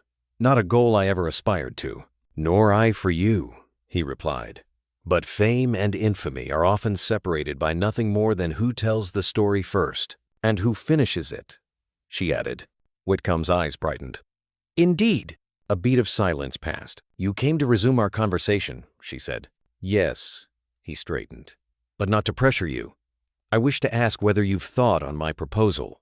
"I have," she said. "And?" She hesitated because the truth was not simple. "I want," she said slowly, "to build something that cannot be taken from me, to shape a legacy not tied to a man's name." Whitcomb's expression warmed. "Then the Academy—" "But," she continued, "I cannot choose anything while my reputation is still a cage." "Your reputation," Whitcomb said gently, "is no longer what it was." "It is neither good nor safe," she replied. "It is uncertain, which means I cannot yet serve as the face of a new institution." Whitcomb's jaw tightened not in anger, but in reluctant agreement. "You are right," he murmured. "For the Academy to flourish, the first face the public sees must be one that commands respect." She braced for disappointment on his face. Instead, he surprised her, "And that," he said, "is still you." Her breath caught. "By the time we open our doors," he continued, "society will either admire you or fear you. Both are acceptable foundations." She stared at him, stunned. "Lord Whitcomb." "Sebastian," he corrected softly. "Sebastian. I do not know what I will choose. Not yet." "I know," he said simply. "And you're still here." "Of course." His voice was quiet. "I am not a man who wants to win you. I am a man who wants to deserve you." Her heart twisted painfully. "But whatever your choice," he added, "I ask only this. When the moment comes to claim your voice, your purpose, your future, do not look to either of us for bravery. Look to yourself." She nodded. Emotions rising like a tide she fought to steady. Whitcomb stood. "Take all the time you need, Miss Ashford." When he left, the room felt larger, and she felt smaller. Not weaker, not broken, just young, human, awakened. Her life had fractured in a dozen directions last night. Now it waited for her to decide which one she would follow. She stepped outside into the drizzle, walking through London streets with her hood drawn low. The air tasted of soot and new beginnings. Tattersall's bookshop appeared at the corner, a place she'd once visited often before shame kept her world small. She entered. The bell chimed, and a dozen patrons gasped. Eleanor Ashford. In a bookshop, unaccompanied.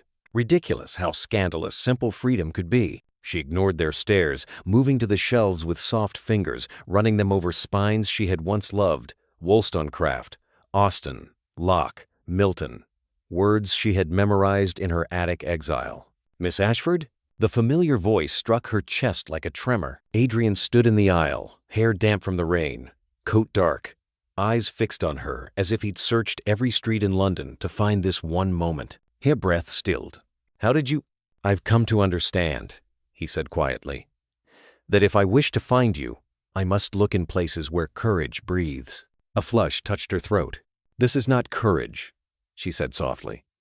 "This is escape." "Sometimes," he replied, "they are the same." They stared at one another, surrounded by rows of books whispering old truths. He took one slow step toward her. "You did not answer me last night," he said. "I said I would not," she replied. He nodded. "And I will not press you." Her fingers curled around a book spine for steadiness. "But I must say something more," he added. She closed her eyes briefly. "Adrian." "No," he murmured. "Not to win you, not to sway your heart, only to bear mine." She opened her eyes. He looked undone.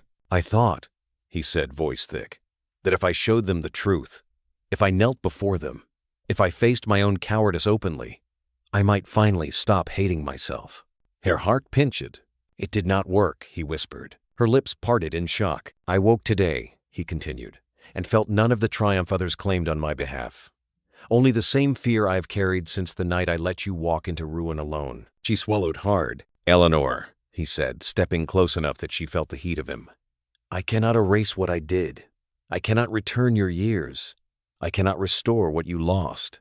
His voice cracked. "But I can spend the rest of my life doing two things: honoring the woman you have become, and never ever letting society define you again." She trembled. "I am not asking you to choose me today," he added. "I am asking only this: choose yourself, and let me stand beside you, not as your redemption, but as your ally, as long as you want me there, and not a moment longer." Eleanor's breath came unevenly. He did not reach for her, did not touch her, did not claim. And that restraint, after all his yearning, was the most powerful thing he had ever offered her.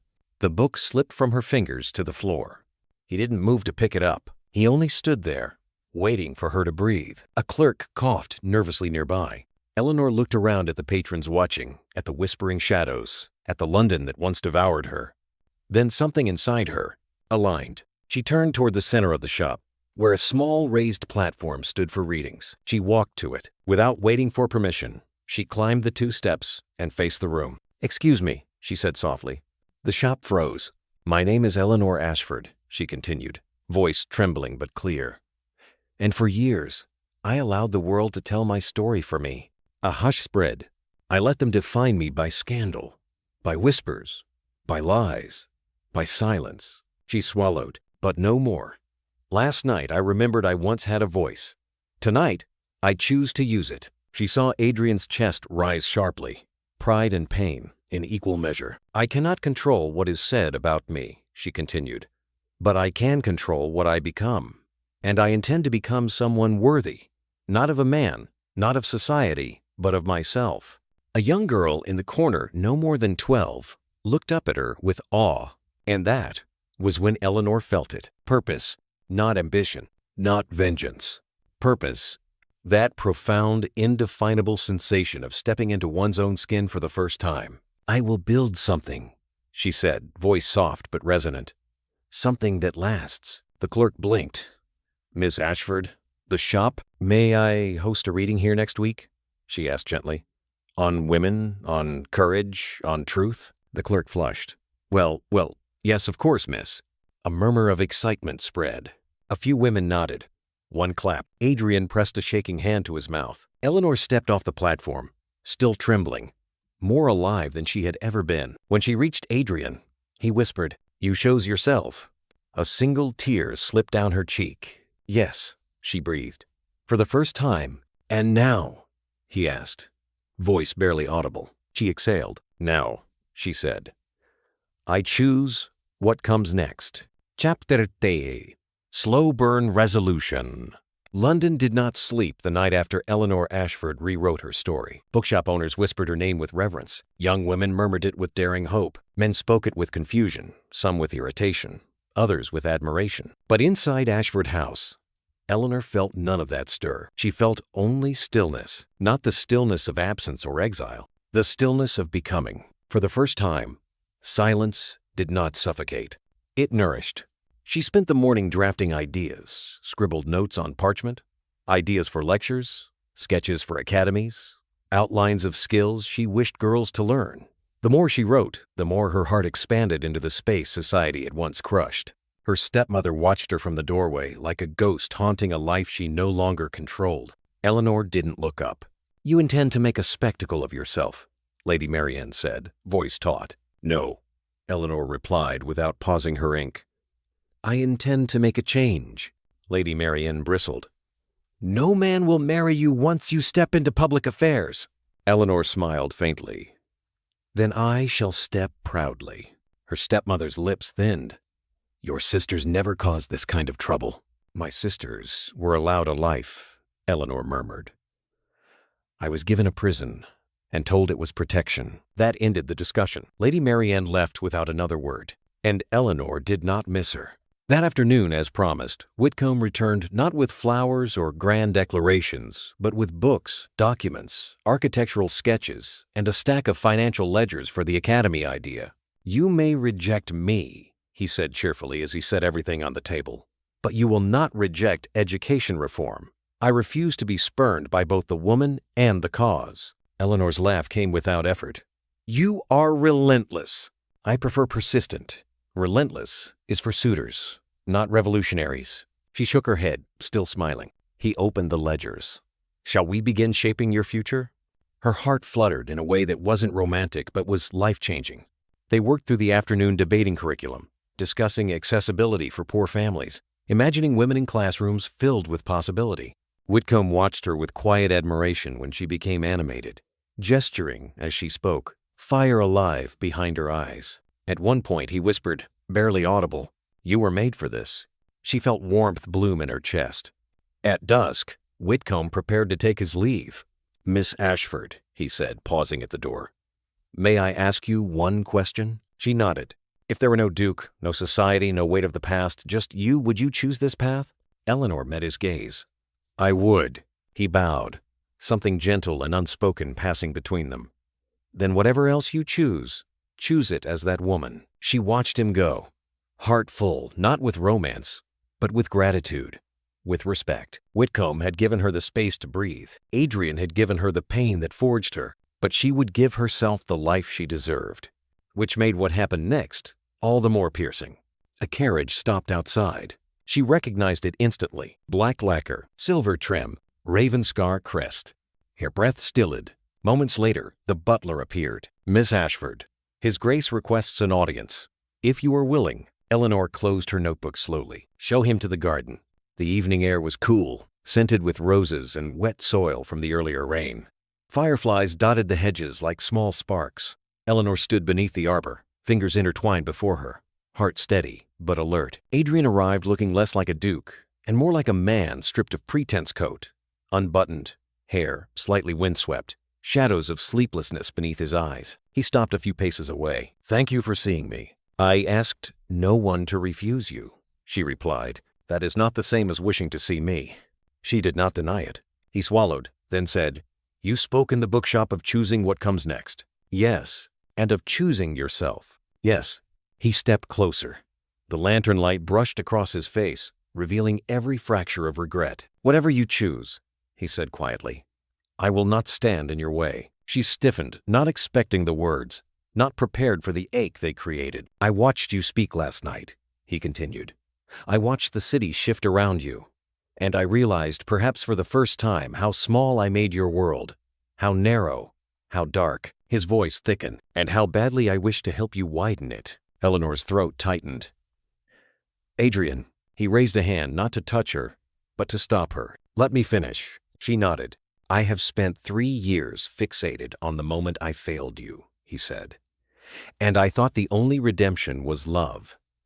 If I could just win you, I would undo the past." She held his gaze, unblinking. "But now I see it clearly. The first thing I must earn is not your love." A tremor rolled through her. "It is your trust." He took a breath, slow and deliberate. "Tell me what you want, Eleanor." "Not from me." He pressed a hand to his chest. "But from your life." She exhaled. With the quiet confidence she had been forging chapter by chapter, she said, "I want to build the academy. I want to teach girls what society hides from them. I want to create something that does not crumble when a rumor blows." He nodded. "Then you shall have my support." Her eyes widened. "Your support?" "Yes," he said simply. "Financial, political, social, whatever you need. And not in exchange for anything, not affection, not forgiveness, not a promise of marriage." She stared, stunned. "Why?" she whispered. "Because I want to be a man who does not love you only when you stand beside me," he said softly, "but when you stand for yourself." Her breath trembled. "I want to be part of the world you build," he continued, "but only if you want me there. I will not set the terms this time. You will." Lightning cracked through her chest, silent, electric. She stepped closer. "Then hear my terms," she said. Adrian's shoulders squared, bracing. "I will not be controlled again," she said. "Not by society, not by family, not by love. Never," he vowed. "I will not be asked to sacrifice my ambitions to preserve a man's name. I would tear down my own name before letting it cage you again. I will not be loved in secret or in silence. You will be loved in daylight or not at all." She inhaled. "And if I ever choose you, it will be because you walk beside me, not in front of me or behind me." A long silence. Then Adrian whispered, "Then I will learn to match your pace." Her breath caught. "I cannot promise marriage," she said gently. "Not today, not soon, maybe not ever." He nodded. "You owe me nothing, but," she added softly, "I can promise this. If I allow you into my life again, you must earn every step." Adrian's voice broke. "I will." And she studied him, this powerful man who had humbled himself at every turn, who had learned more in 3 days than some men learned in decades. "Then," she said, voice barely above a whisper, "walk with me." He stepped beside her, not touching, not claiming, simply present. The lantern light flickered across their shadows, 2 silhouettes, no longer overlapping, but equal. Eleanor looked ahead, not at him, not behind her, but at the path unfolding before her. A path she would choose, a path she would shape, a path she would not walk alone unless she wanted to. Adrian extended a hand not to take hers, but offering space. Eleanor hesitated. Then she placed her hand in his, not as surrender, not as forgiveness, as consideration. Slow, earned, honest. The first step of something new and fragile and real. But even as she walked beside the Duke, she murmured softly, "No promises yet." He nodded, joy and sorrow mingling in his eyes. "I know," he said. "The only promise I want is the one you give freely." Their clasped hands loosened but didn't fall apart. They walked on, not lovers, not strangers, something in between, something still forming, a partnership in its infancy, a future determined not by scandal or sacrifice, but by strength. Her strength. Chapter 11 Epilogue. Months later. 6 months later, London had undergone a quiet revolution. Not in Parliament, not in the courts, but in the minds of women who walked its streets with their chins lifted a little higher, because of one academy, because of one woman, because of Eleanor Ashford. The Academy for the Advancement of Ladies' Education opened on a crisp spring morning, sunlight pooling like gold on its stone steps. No one could have anticipated the crowd that gathered. Carriages lined the street. Journalists scribbled furiously. Mothers and daughters stood shoulder to shoulder to glimpse the woman who had become an emblem of courage. Inside the entry hall, Eleanor paused, letting the hum of anticipation settle into her bones. The building smelled of polished wood, ink, and possibility. Whitcomb stood beside the front desk, sleeves rolled up, directing carpenters and tutors with lively authority. When he saw her, his smile softened. "Ready?" he asked. Eleanor nodded. More than I ever thought I could be. You built this, he said. Everything after this moment is legacy. Outside, the bell tolled noon. Time, he murmured. Students, some timid, some bold, waited just beyond the doors. Young women in borrowed dresses, governesses hungry for knowledge, daughters of servants and daughters of earls alike. All of them waiting for their first lesson. But as Eleanor reached for the door, the air shifted behind her. She didn't need to turn to know who it was. Adrian. He approached quietly, not interrupting, simply stepping near enough for her to feel the warmth of him. His presence no longer overshadowed her. It complimented her. How far they had come. Miss Ashford, he said softly. She turned. He was changed not in power, but in posture. A man who had learned humility, who had rebuilt himself not for her, but to be worthy of standing near her. He held out a book beautifully bound, embossed in silver. A gift, he said, for your first graduating class. She took it gently. What is it? Blank pages, he said. For them to write their own stories. Her breath caught. Adrian, he touched nothing but air between them. Months ago, he had stopped reaching for her hand unless she invited it, and today she did. She laid her fingers against his. Not-Himmel, Not unsertin.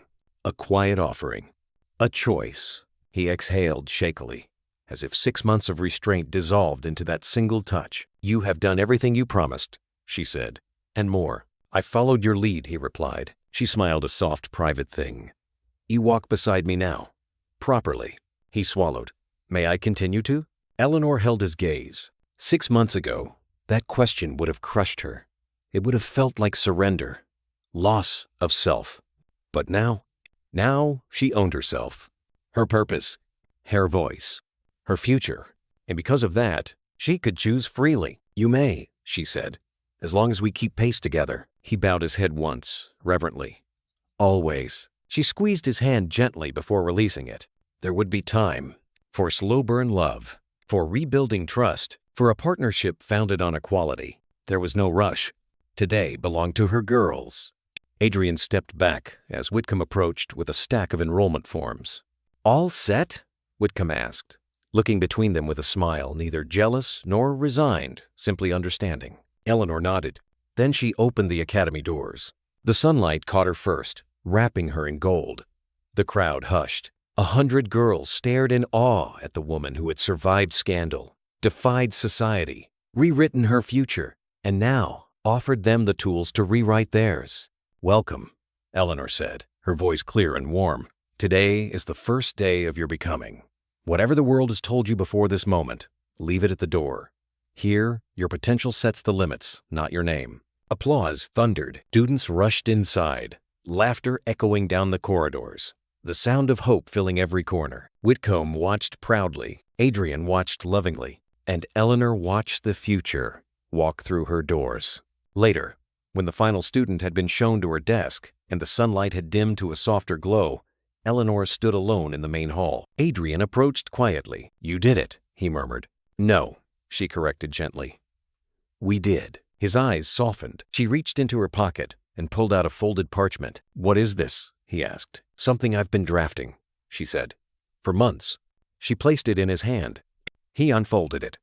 At the top, in her neat handwriting, terms of our betrothal, should we one day choose it. Adrian's breath caught. He looked up, stunned. I am not offering a proposal, she clarified, cheeks warming. Only the beginnings of a conversation. He blinked rapidly. Eleanor? One day, she said softly. If we both still wish it, we will shape a future together. But not one built on reputation or desperation or fear. One built on partnership. His voice broke. I would sign every term without reading. She laughed gently. Then you've already failed the first. He looked down and there it was. Term 1. We do nothing blindly. Everything must be understood, chosen, and equal. Adrian's eyes shone. He folded the parchment carefully, as though it were something sacred. We have time, she reminded him. His reply was quiet, steady, full of devotion. For you, Eleanor, I have a lifetime. She stepped closer, not to kiss him, not yet, but to let him feel the promise of a future that would come slowly, honestly, beautifully. Together, they stood in the academy she built, a symbol of her autonomy, a testament to her resilience. a foundation she shaped before choosing anyone to stand beside her. Outside, evening settled softly over London. Inside, Eleanor Ashford's new life had begun. And she whispered almost to herself, "At last I am mine." Adrian nodded, a small smile breaking through. "And that," he said, "is why you can finally be ours. Not possession, not claim, belonging, mutual, equal, earned." The story did not end with a wedding. It ended with power, purpose, and partnership, and the promise of a love that would grow at her pace. Her terms, her future. Thank you for listening to this story of sacrifice, strength, and a love powerful enough to challenge an entire society. If this experience touched you, subscribe, like, and share to support more stories that stir the heart and ignite the imagination. Your presence here means more than you know. Until our next tale, stay brave, stay hopeful, and never forget the power of your own story.